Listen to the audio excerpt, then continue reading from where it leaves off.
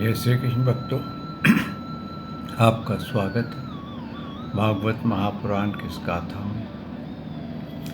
वसुदेवं सुतं देवं कंसचारूरमर्दनं देवकी परमानंदं श्रीकृष्ण वंदे जगद्गुरु। श्रीकृष्ण शरणं गोपाल शरणं श्रीकृष्ण शरणं गोपाल शरणं मेरे बांके बिहारी नंदलाल शरणं मेरे बांके बिहारी नंदलाल शरणं श्रीकृष्ण शरणं गोपाल शरणं श्रीकृष्ण शरणं गोपाल शरणं मेरे बांके बिहारी नंदलाल शरणं मेरे बांके बिहारी नंदलाल शरणं श्री कृष्ण शरणं गोपाल शरणं श्री कृष्ण शरणं गोपाल शरणं मेरे बांके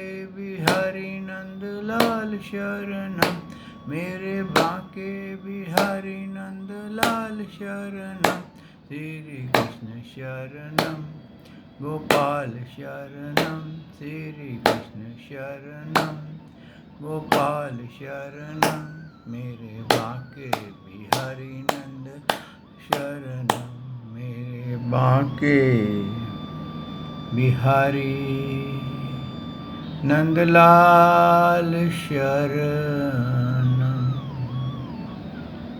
बोल भगवान श्री कृष्ण की जय, श्री नंद के लाला की जय, श्री देव की नंदन श्री कृष्ण की जय, श्री द्वारकाधीश भगवान श्री कृष्ण की जय।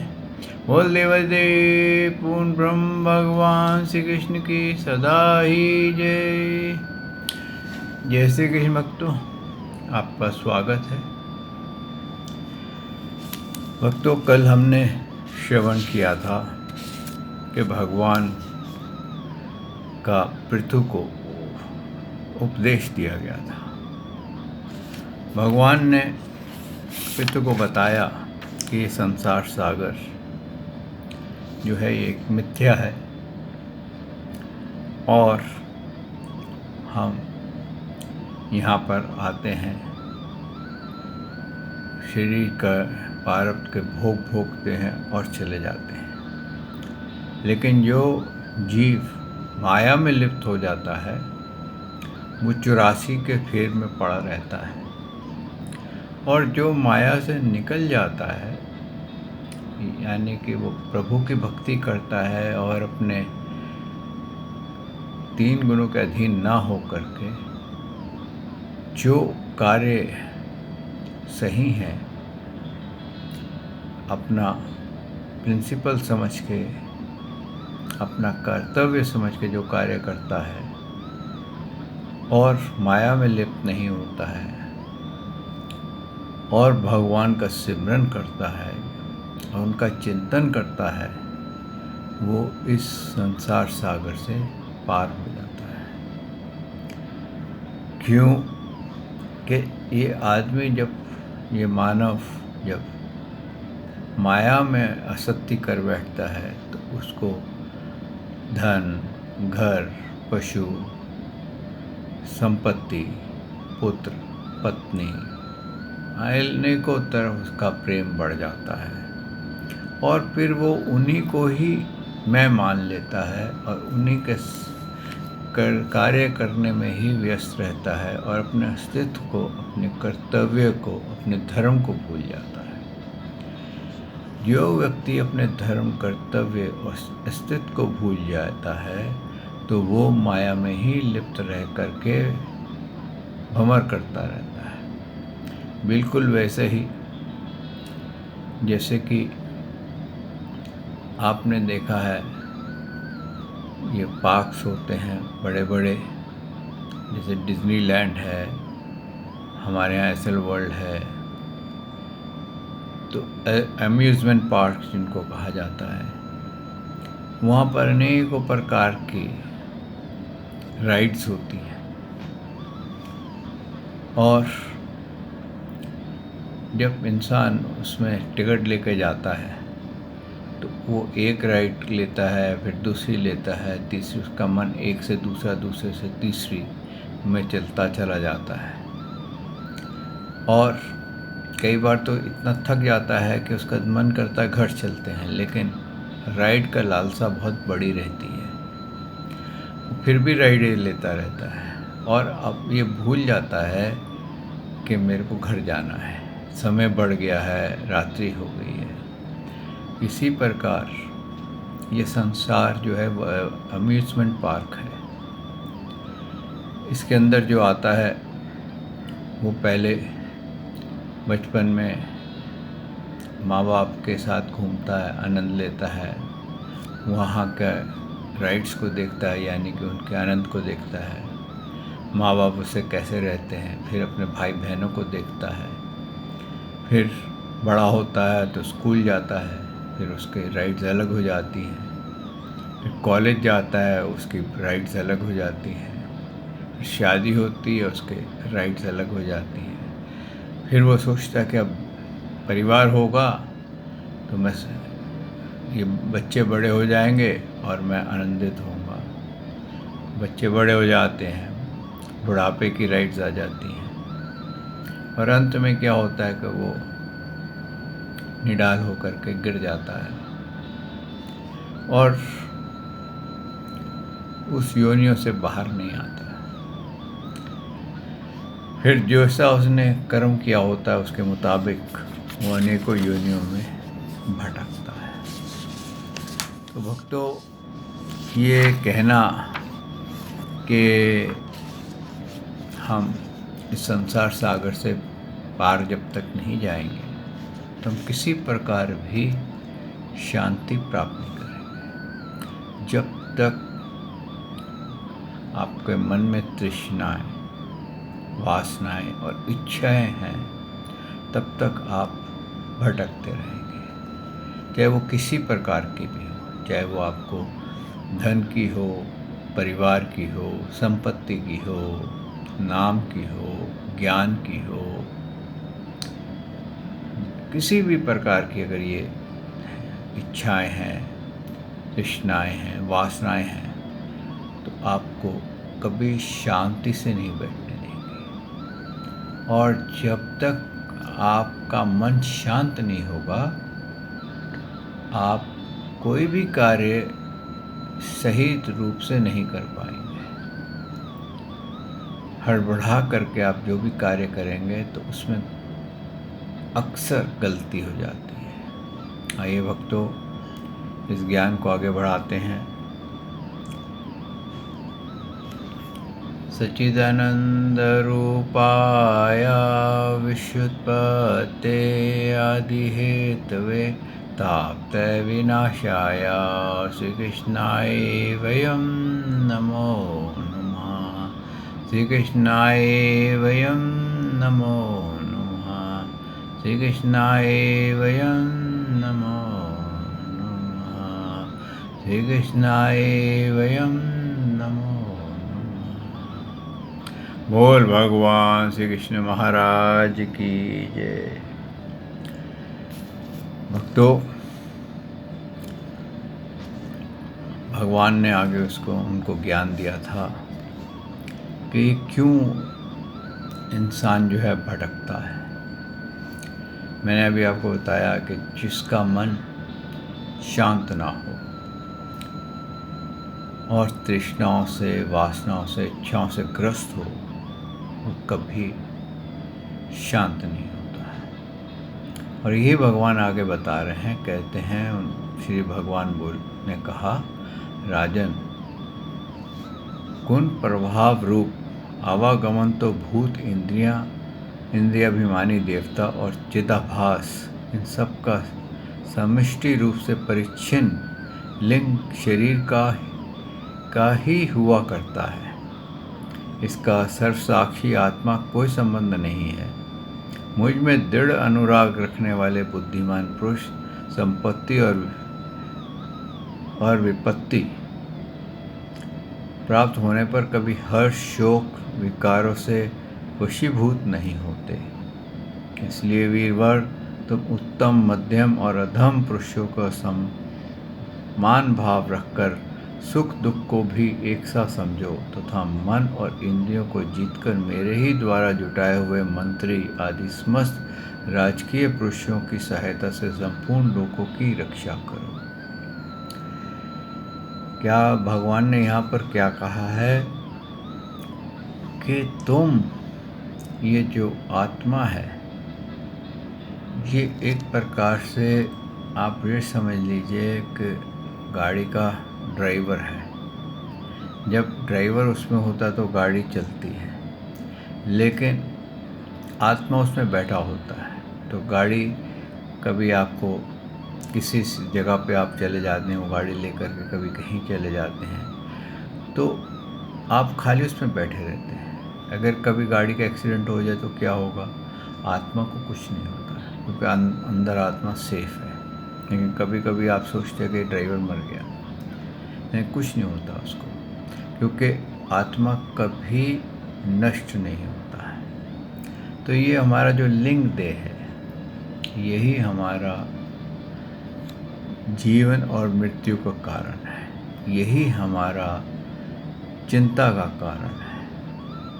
और इसका चिंता से निकलने के लिए भगवान ने क्या कहा है कि जो मेरी दृढ़ भक्ति में लीन रहता है, जो मेरी एक बार भक्ति में लीन हो जाता है, श्री कृष्ण शरणम गोपाल शरणम गाने में लीन हो जाता है, उसको कोई भी संसारिक कष्ट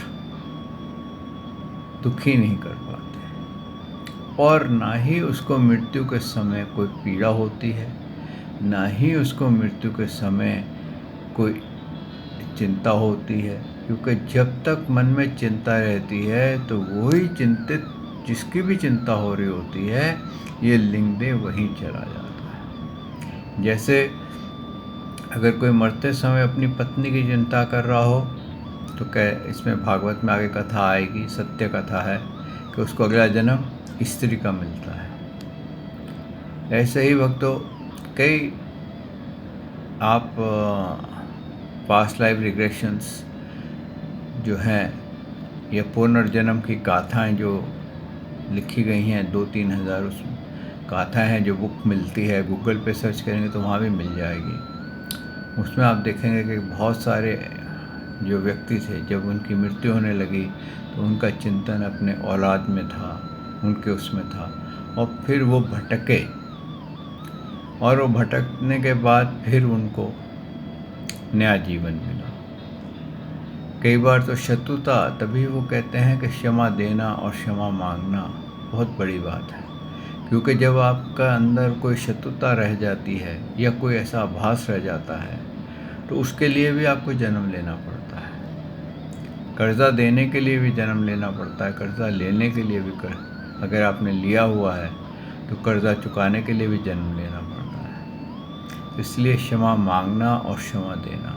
लेकिन जब मानव भगवान की शरण में पूर्ण रूप से सरेंडर कर देता है, केवल श्री कृष्ण शरणम गोपाल शरणम गाता है, अन्य की, कहते हैं ना, पतिव्रता स्त्री की तरह हो जाता है, तो भगवान कहते हैं मैं उसके सारे अविद्याएं, सारे बंधन, सारे कोप, श्राप, दंड, ताप सब हर लेता हूँ, उसको 3 गुणों से परे कर देता हूँ। और 3 गुणों से परे होने पर उसके अंदर उत्पन्न होने वाले काम, क्रोध, लोभ सदा के लिए शांत हो जाते हैं, और उसके कारण उत्पन्न होने वाली तृष्णाएं, वासनाएं, इच्छाएं समाप्त हो जाती हैं।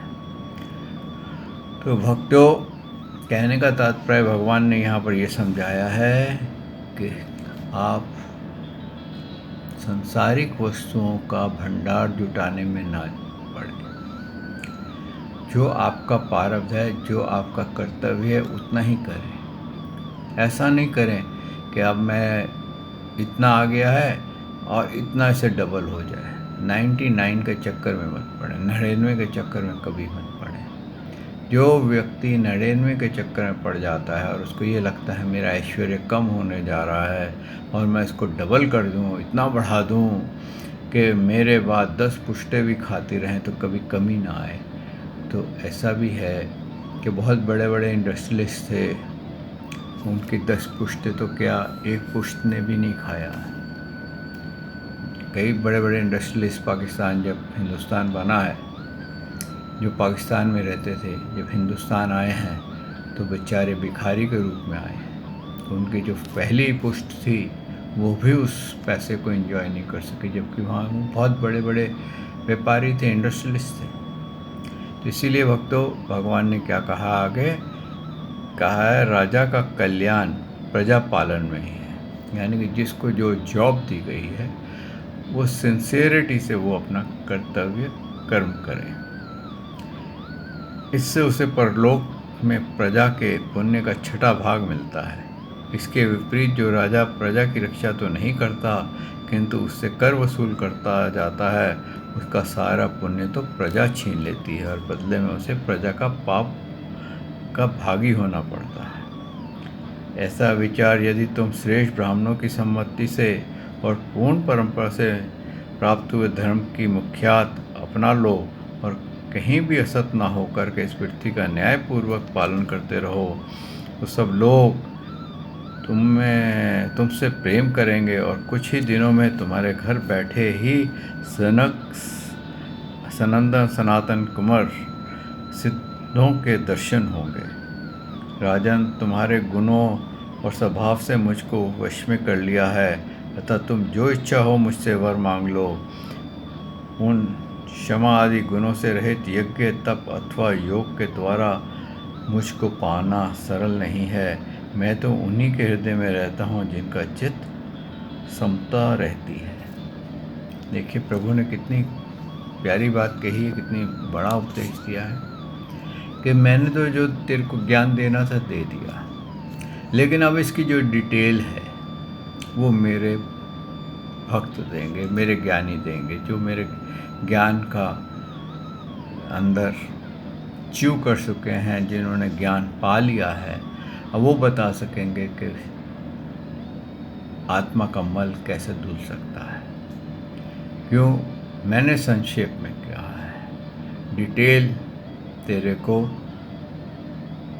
सन्यासी देंगे, सिद्ध देंगे। ऐसे ही भक्तों, क्या होता है कि हम गीता पढ़ते हैं, लेकिन गीता का ज्ञान हमारे को तब तक समझ में नहीं आता जब तक किसी के मुख से उसका सरल विवरण ना सुना जाए, उसकी डिटेल ना जानी जाए। तो इसीलिए भगवान ने कहा कि जो मैंने तेरे को ज्ञान दिया है, हो सकता है तो इसको ना समझ सकता हो, लेकिन तेरे को बारीकी से अच्छे से कौन समझाएगा?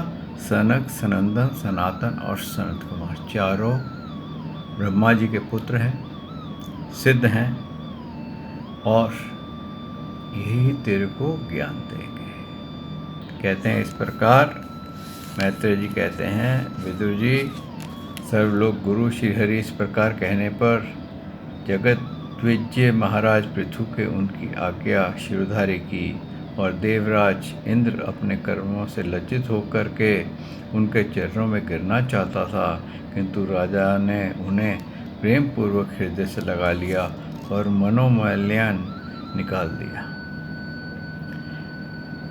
फिर महाराजा पृथु ने विश्वात्मा भक्तवत्सल भगवान का पूजन किया और क्षण क्षण में उमड़ते हुए भक्ति भाव से निमग्न होकर के प्रभु के चरण कमल पकड़ लिए।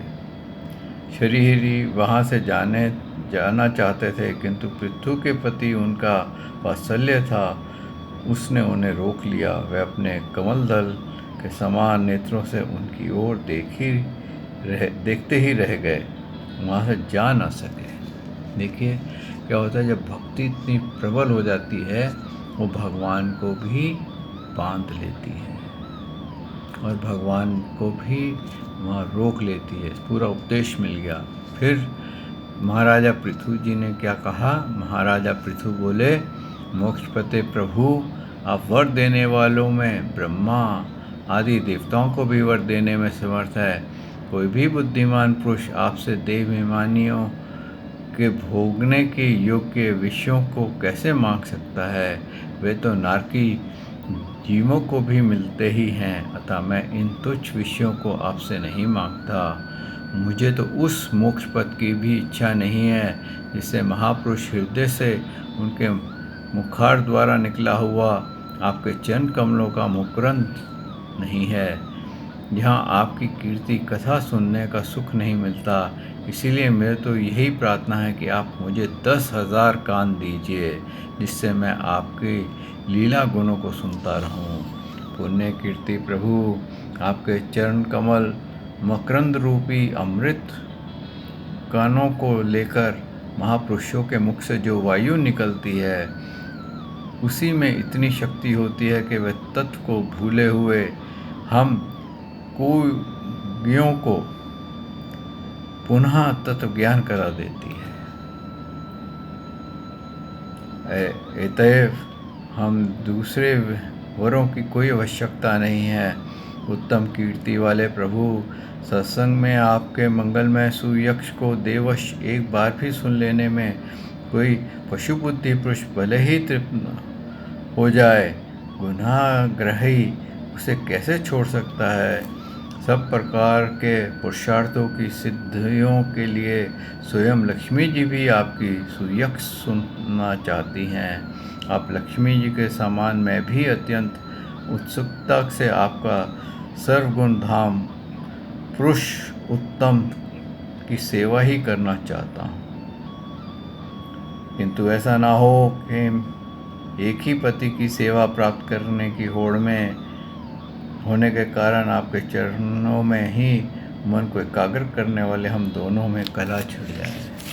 ये होती है भक्ति जो उन्होंने कही। आगे के क्या कहा है कि मैं, हे भगवान, मेरे को ऐसी भक्ति दो, मेरे को मोक्ष नहीं चाहिए। मैं आपकी लीला कथा अमृत में ही डूबा रहूं। अगर मैं अमृत कथा में डूबा रहूँगा तो मैं सदा मोह से मुक्त रहूँगा, क्योंकि ये ज्ञान हमारे को कभी फंसने नहीं देगा।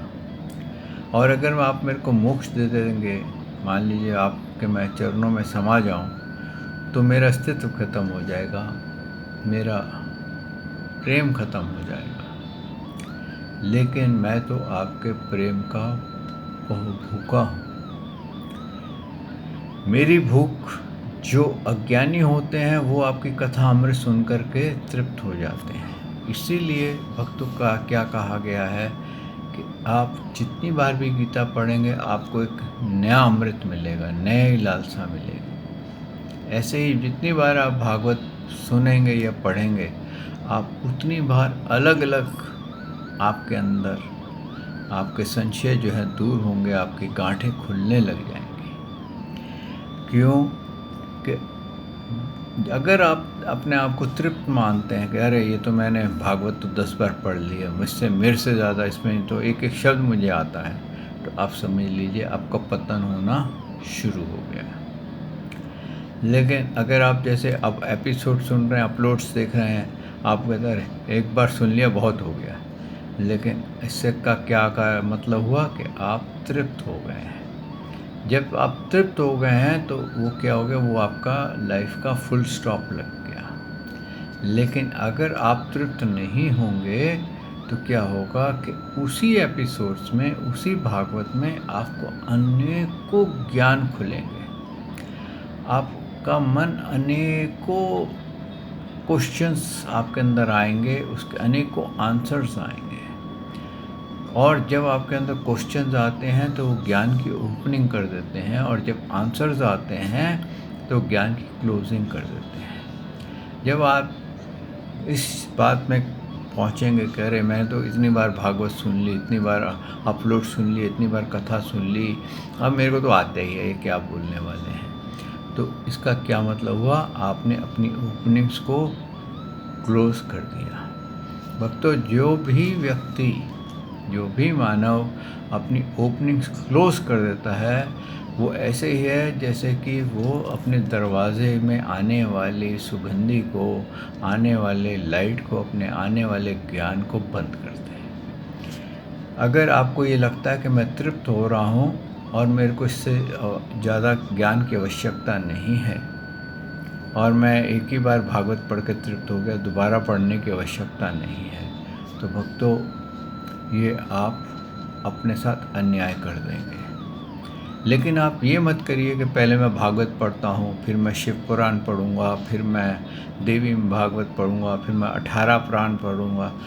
ऐसे अलग अलग मत करिए। अब अगर आप अलग अलग उसमें जाएंगे ज्ञान की खोज में, तो क्या होगा कि आप भटकने लग जाएंगे, और भटकने वाला इंसान को कभी किनारा नहीं मिलता। कहते हैं भवसागर में, भंवर में जो किश्ती फंस जाती है वो किनारे नहीं पहुंचती। तो आप अपने आप को भक्तों भंवर में मत फंसाइए।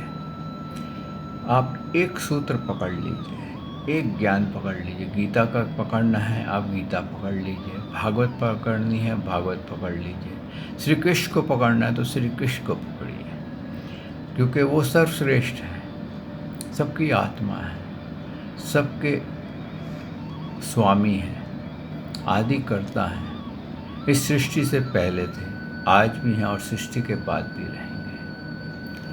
और जो इंसान ये समझता है कि भगवान श्री कृष्ण नहीं है, तो उसने अपने ज्ञान के दरवाजे बंद कर दिए हैं, और वो अन्यों की अगर भक्ति कर रहा है तो उसने उनमें उनकी भक्ति में चला गया है। अब वो जहाँ गए हैं वहाँ आप जाएंगे, क्योंकि जिसका आप चिंतन करेंगे उसी को आप प्राप्त होंगे। मान लीजिए मैं श्री कृष्ण का चिंतन करता हूँ, सडनली मैं अपने आप को कन्वर्ट कर देता हूँ किसी और रूप, भगवान के किसी और रूप के अंदर, कि नहीं ये अवतार कलयुग में अब ये अवतार हो गए, या फलाने टाइम पे ये अवतार हो गए, तो मैं उसका भक्ति करने लगता हूँ, तो मैं किसको प्राप्त होऊंगा? उसी को प्राप्त होऊंगा। और इसी प्रकार से भगवान का जो रूप है, भगवान श्री कृष्ण की जो भक्ति है, आप केवल एक सूत्र पकड़ लीजिए। श्री कृष्ण को पकड़ना है ना,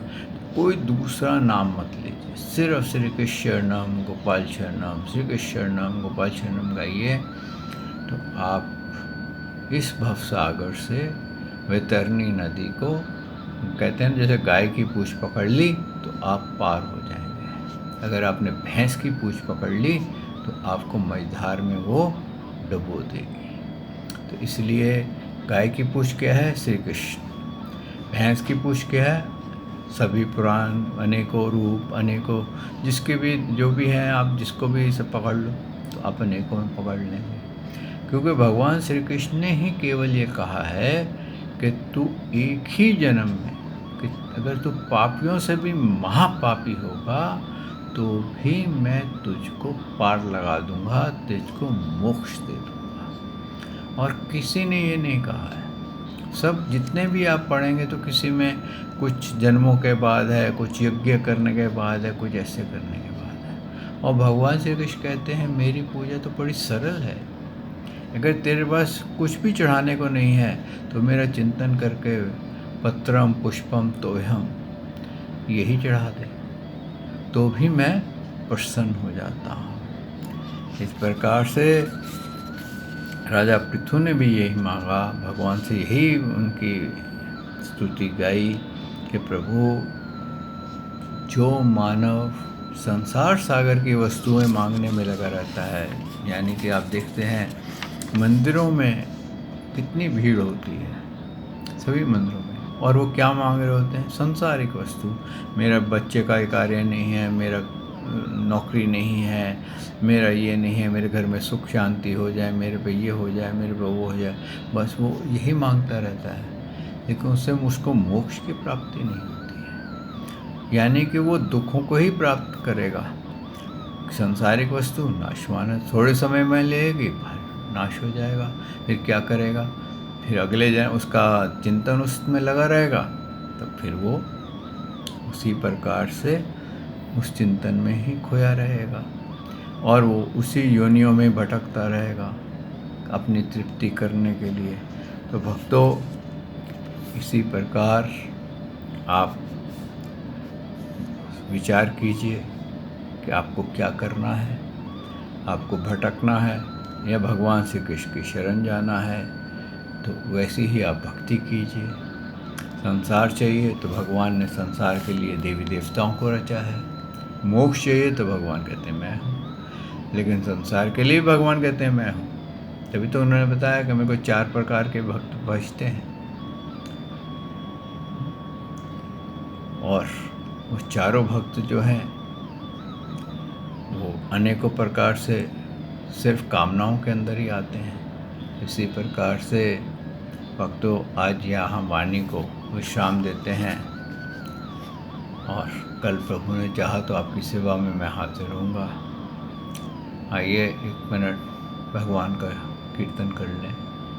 श्री कृष्ण शरणम गोपाल शरणम, श्री कृष्ण शरणम गोपाल शरणम, मेरे बांके बिहारी नंद लाल शरणम, मेरे बांके बिहारी नंद लाल शरणम, श्री कृष्ण शरणम गोपाल शरणम, श्री कृष्ण शरणम गोपाल शरणम, मेरे बांके बिहारी नंद लाल शरणम, मेरे बांके बिहारी नंद लाल शरणम, श्री कृष्ण शरणम गोपाल शरणम, श्री शरणम गोपाल शरणम, मेरे बांके बिहारी नंद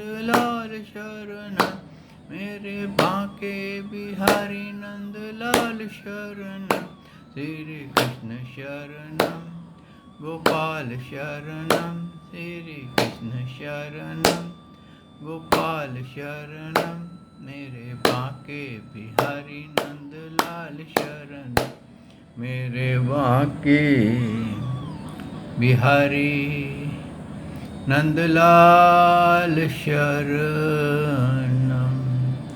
बोल भगवान श्री कृष्ण की जय, श्री नंद के लाला की जय, श्री देवकी नंदन श्री कृष्ण की जय, श्री द्वारकाधीश भगवान श्री कृष्ण की जय। बोल देवादिदेव पूर्ण ब्रह्म भगवान श्री कृष्ण की सदा ही जय। जय श्री कृष्ण भक्तों।